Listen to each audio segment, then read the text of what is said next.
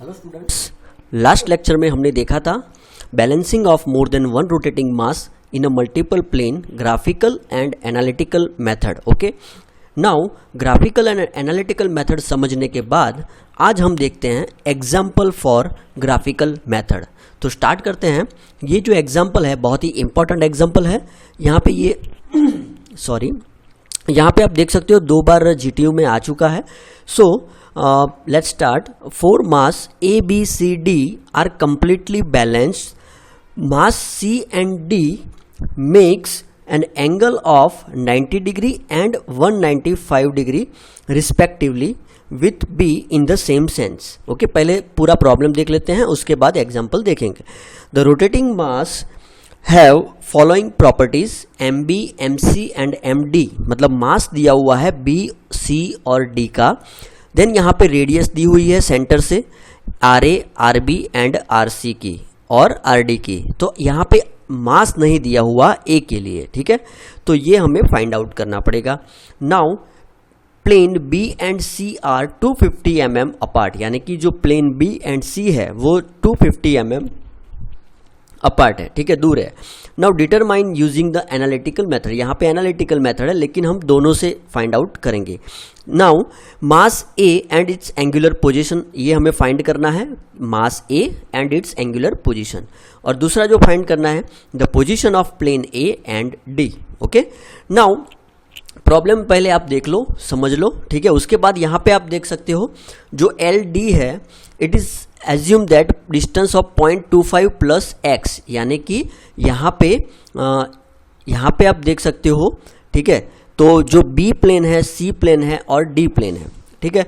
तो B और C का डिस्टेंस दिया हुआ है, आप प्रॉब्लम में देख सकते हो B और C का डिस्टेंस दिया हुआ है 250 mm, यानी कि 0.25 मीटर। ओके, तो RD जो है उसका डिस्टेंस, ये D वाला जो प्लेन है उसका distance LD is equal to, we can write 0.25 plus, अब ये डिस्टेंस यहाँ पे उन्होंने x कंसिडर किया है, यानी कि 0.25 प्लस x। ओके, ये टर्म समझ में आ गई होगी, ठीक है। अब ग्राफिकल मेथड ड्रॉ करने से पहले हमें क्या करना पड़ेगा, टेबल लेना पड़ेगा।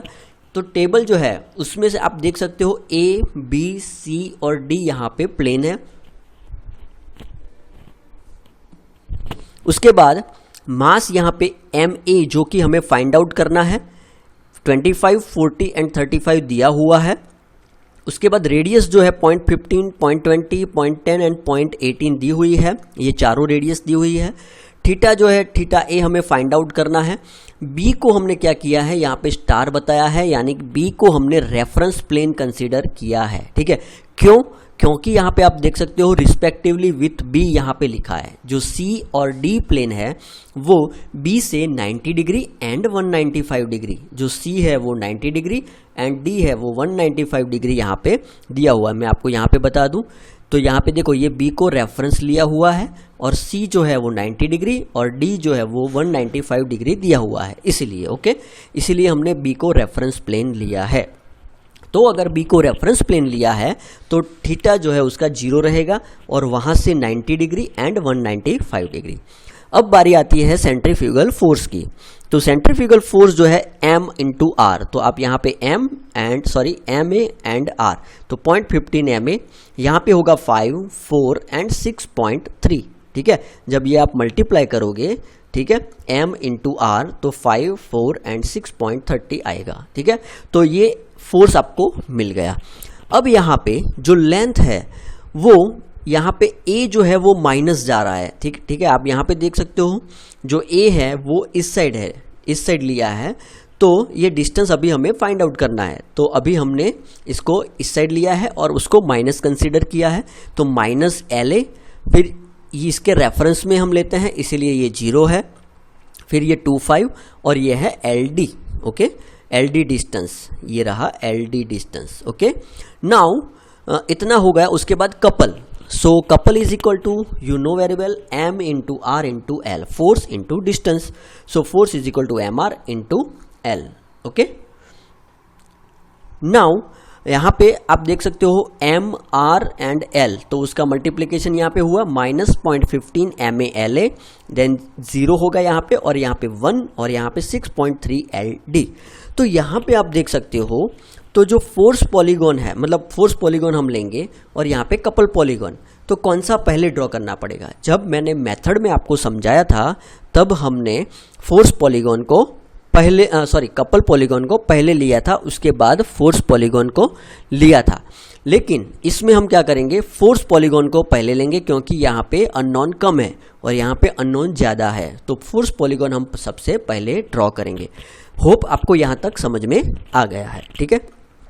आप पहले ये पूरा लिख लीजिए, साथों साथ लिखिए और समझिए, ठीक है। उसके बाद अब चलते हैं, थीटा ए हमें फाइंड करना है एक्चुअली ये, ठीक है। तो पहले ये डायग्राम आपने ड्रॉ कर लिया, ठीक है, और ये सब समझ लिया, वो भी हमने ऊपर देखा। फिर ये भी ड्रॉ कर लिया एंगुलर पोजीशन के साथ, तो ये भी आपने ड्रॉ कर लिया होगा। अब ये तो दिया हुआ है सब, ठीक है। अब हमें लेना है फोर्स पॉलीगॉन। तो फोर्स पॉलीगॉन सबसे पहले एज पर दिस कि यहाँ पे जो बी की लाइन है वो क्या है, रेफरेंस प्लेन है। बी जो है वो रेफरेंस प्लेन है, यानी 0 डिग्री। तो यहाँ से अगर स्टार्ट करते हैं तो ये हमारा रेफरेंस प्लेन होगा, यानी कि 0 डिग्री, जो कि यहाँ पे टेबल आपके पास होना चाहिए, ठीक है। टेबल यहाँ पे आप देख सकते हो 5 दिया हुआ है, ठीक है। तो 5 के अनुसार आपको यहाँ पे स्केल ले लेना है। तो 5 kg into metre is equal to 5 centimetre, simple scale है, ठीक है। तो यहाँ पे 5 सेंटीमीटर की लाइन ले ली। उसके बाद यहाँ पे ये जो है सी वाला, ठीक है, सी प्लेन जो है उसके लिए यहाँ पे है अगेन 4, ठीक है। तो यहाँ पे 4 सेंटीमीटर हमें लेना है, ठीक है। हमने स्केल लिया है तो यहाँ पे 4। उसके बाद सी से, क्योंकि ये 90 डिग्री है ना, इसीलिए हमने यहाँ पे वर्टिकल लाइन ली।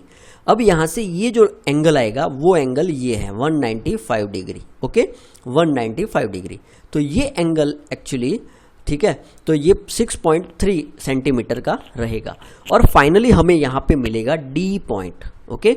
सो डी पॉइंट मिल जाए आपको, उसके बाद डी से ए को आपको ज्वाइंट कर देना है और वो आपकी डायरेक्शन रहेगी, ठीक है, वो आपकी डायरेक्शन रहेगी।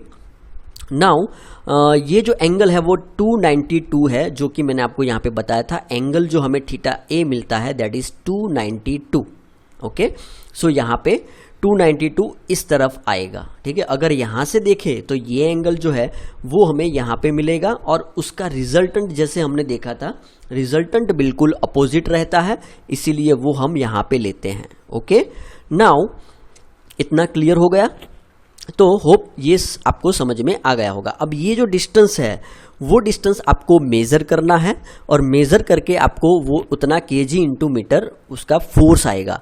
फोर्स हमें मिल जाएगा, तो हम रेडियस भी दी हुई है ए की, ठीक है, आर दिया हुआ है, तो हमें यहाँ पे मास मिल जाएगा ma, ओके।